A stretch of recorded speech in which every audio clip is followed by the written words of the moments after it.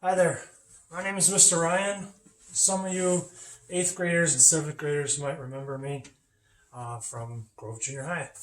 The last couple of years, I've given some presentations to 8th grade classes about World War II. My dad collects World War II memorabilia, so yeah, the last couple of years I've brought some artifacts in to show the classes. And so, because of COVID, obviously, you guys aren't in school. So, I thought it'd be kind of cool if I videotaped my presentation and you guys could see some real World War II artifacts.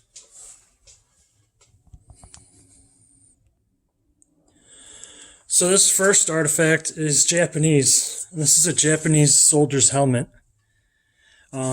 This would have had a star medallion here. This is missing from this helmet. On the inside, we have some Japanese writing. And there would be like they call it a liner, and it goes inside the helmet, and it makes it more comfortable for the person to wear. That one's missing from this one. So these next set of items, these are all German. So this is like a small wallet that a soldier might carry with them. It's you can see the German eagle, small little leather wallet. This is another item that a soldier might carry. This would have been for maybe passports or carrying letters, larger items. They'd have this on their coat, or inside their coat. These are some pieces of uniform material. These would be pinned to their shirts or jackets. This is a crest. This would be on front of their hat if they were wearing like a baseball cap almost style. This is silverware, eating utensils, and it actually has I don't know if you could see that, the date 1942. It says a German eagle. All the pieces kind of like lock together so they don't make a lot of noise if it's inside their backpack. And then the pieces all kind of unlock from each other. If I can remember how to do this.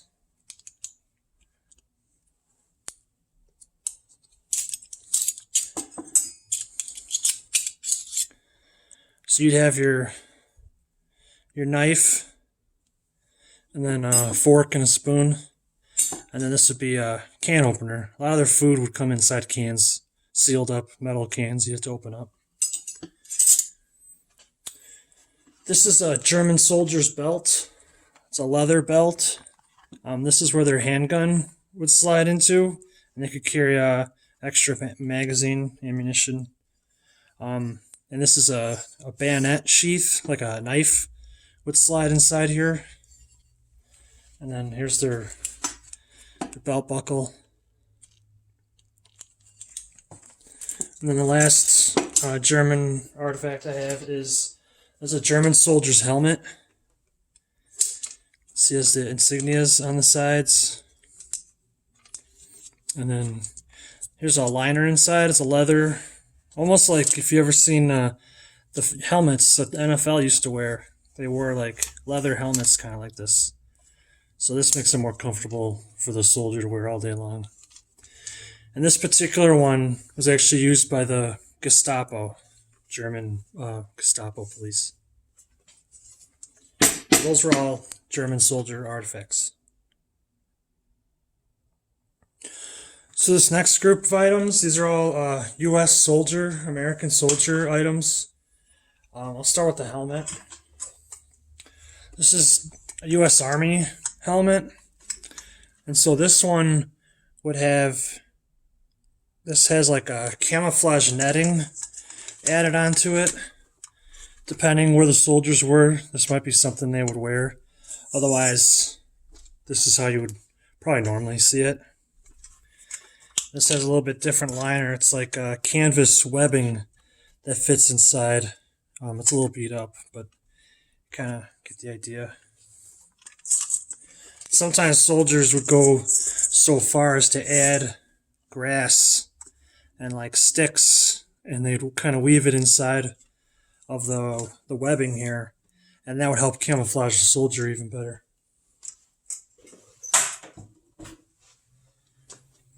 This is a U.S. soldier's belt. This particular one is U.S. Marine Corps. You could tell by the color. They used like a lighter green, whereas Army used a little darker green. I'll show you that in a little bit. So this is a water canteen. Just fill it up with drinking water. Carry that with you. This would hold their handgun. Would fit in here. And then this little pouch has a first aid kit. It's like a bandage. This one's never been opened. It still has a tab on here. That's the chemical that the bandage is soaked in. So if a soldier was injured and they needed to cover up a wound, they would take this out of their belt, open it up, and then they could hold the bandage over themselves until they waited for a medic to come help them. This is another type of protective cover. See, it has the date on there. And this is to protect you against sprayed blister gases. And here's a little tab. This one's never been opened. You'd rip this open, and this is basically like a blanket all folded up inside here. So sometimes the enemy would use like a poisonous gas to kill or injure soldiers. Another thing you might have, this is a gas mask. This one has been pretty severely damaged, I think maybe in a fire, but this is something you'd wear in your face, and this is an air filtration canister to filter the gases, allow you to breathe.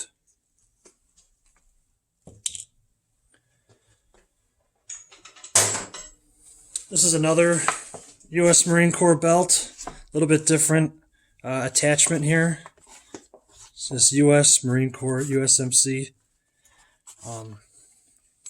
This would have been worn by a higher ranking official because this carries ammunition magazines for a Thompson submachine gun. And if you've ever seen the movie Saving Private Ryan, the character played by Tom Hanks, he actually wears this same kind of belt. And so like I was saying earlier about the different colors that Marine Corps, their shade of green. This shows what the Army looks like. So they had like a darker green. And this is also something that would have, these little loops could hook onto a belt. And this is something a soldier would carry. This is a trench shovel. And so if you needed to dig a hole, or maybe a Jeep got stuck in the mud or something, and you need to help dig them out, you would flip this over, and then you could just spin this, and that would tighten it up. And now you could use this as a digging tool. You could even turn it 90 degrees, tighten it this way, and kind of use it to like scrape the sides of a trench or a foxhole. And worst case scenario, you could even use this as a weapon if needed.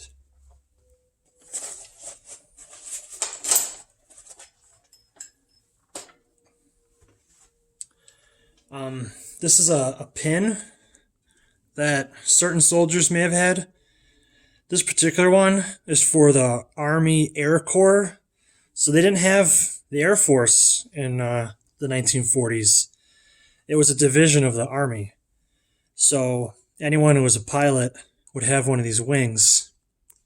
And so this actually has the date that it was given. The guy's name was Al. It's kind of hard to read the last name there. But My dad bought this at a swap meet, and he was told from the person he bought it from that this person was actually killed before they had a chance to fly in the war. They were killed in training. Here's a small book that a soldier might hang on uh, in their coat pocket or their backpack. If you're a Catholic, this is a rosary book. So it has, religious passages inside there.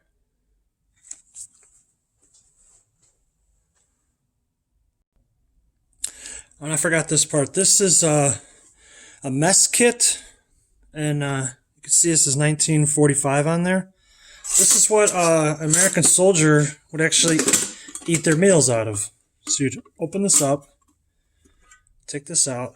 This is what you eat your food out of.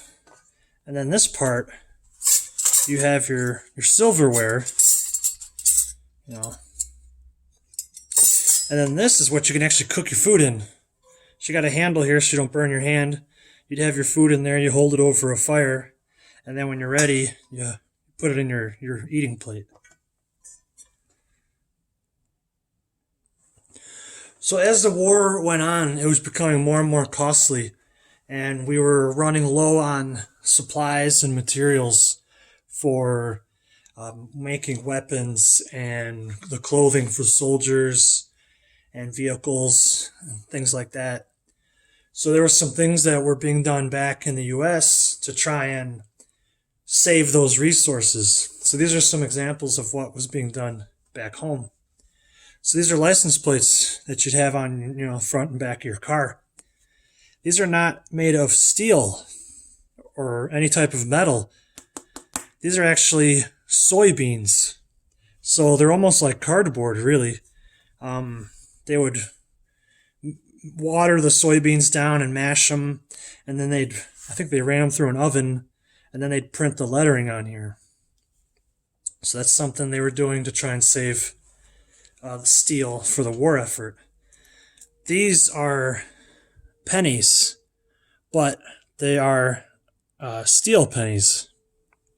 They were trying to save copper. Copper is more expensive and harder to get than steel. So they were starting to make pennies from steel. And that one is 1943. It's hard to see. This is something that every family would have at home. This is a war ration book. And inside, you'd have these things called rations, which they almost look like stamps. And if you were buying food, you'd have to use a certain amount for whatever you may have been buying. This was to prevent people from buying too much for each week. We wanted to save the food and bread and all that stuff for the soldiers. So these are just some different, here's a little different kind. You'd go to the grocery store, you'd have to take some of these out and go buy something, and that would allow you to get X amount of items. If you had more people in your family, you'd get more rations.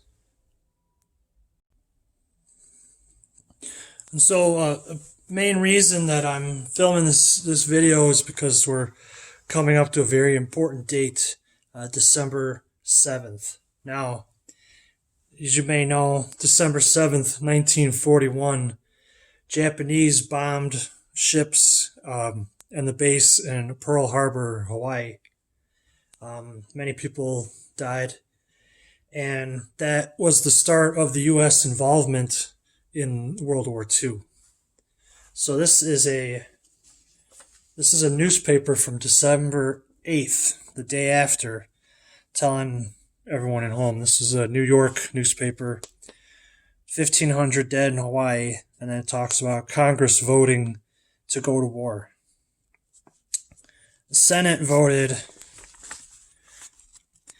82-0 in favor of going into war, and the House of Representatives voted 388-1, and Miss Rankin was the one person who voted no. She was a pacifist, and she did not believe in war. It was against her beliefs and her religion, I believe. Um, this is a map from another newspaper, and this talks about the range that the planes could reach, where the bases are, kind of informing people of what it's like over there. So a lot of people got worried that it could happen in their home, farther into the U.S. This is a book that people would have in their house. This particular one's from Chicago. What to do in an air raid. So this talks about how to prepare if bombs are being dropped. What to do to be ready ahead of time. Here's planning, getting ready now. And then they talk about, what happens when it does happen. That's something a lot of people are scared could potentially happen here.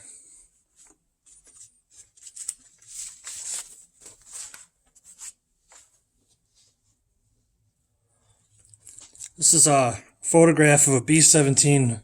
This is a bombing plane that the U.S. used extensively in Europe and in the Pacific. This particular one, I don't know if you can see, it has some damage.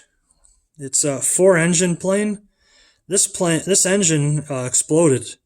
They had some sort of a mechanical failure, or maybe the engine was shot by enemy airplanes or anti-aircraft, perhaps. And if you look, the tips of the rotors are all bent, meaning this plane had to make a crash landing, and the rotor tips bent when they're hitting the ground.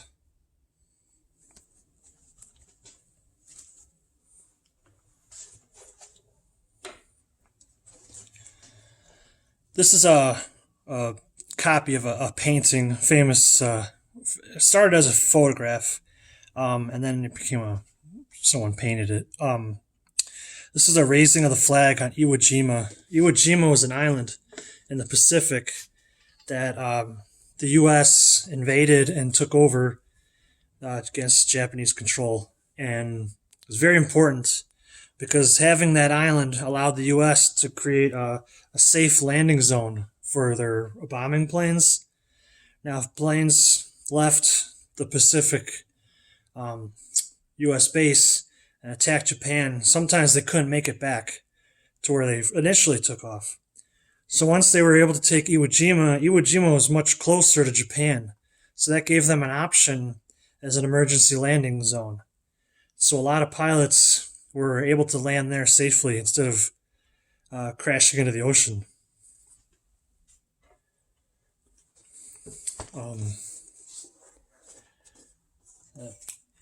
21,000 Japanese soldiers died, and 6,800 U.S. soldiers died taking that island.